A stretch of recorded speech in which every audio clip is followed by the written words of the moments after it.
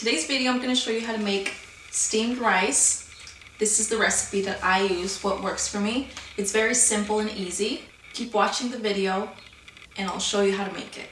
Here's what you'll need: some salt, some rice, a cup of rice, a pot, some water, and the secret ingredient, which is butter.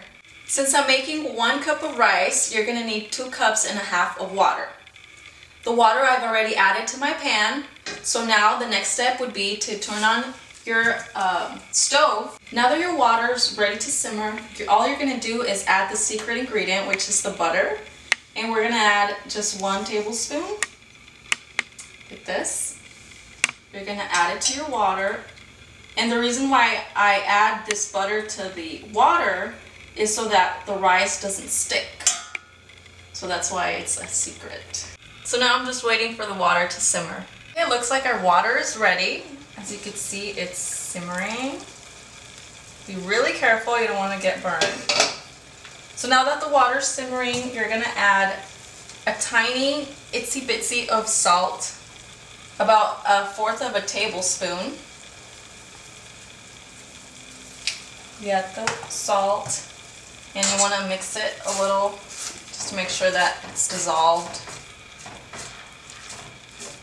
So once you do that, we're going to add the rice.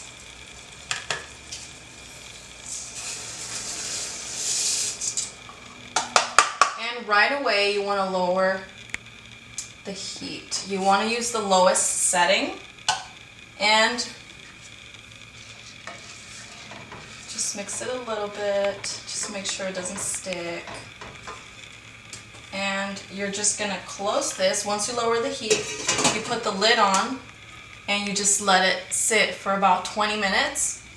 Forgot to mention that the rice, I did not rinse or wash. I just used it straight out of the bag.